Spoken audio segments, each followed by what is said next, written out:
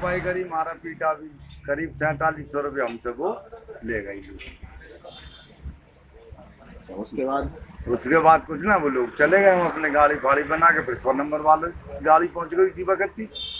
उन्होंने ये सब बातें बताई हमने। मारा मारा पीटा था आपको? हाँ थोड़ा मारा, 2 बटे मार दी उन्होंने, एक डंडा मार दिया। अच्छा, रुपए कितने ले गए? 47।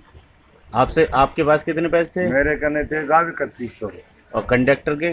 कंडक्टर के कने करीब 1600 रुपये। अच्छा, वेशभूषा क्या थी उन लड़कों की?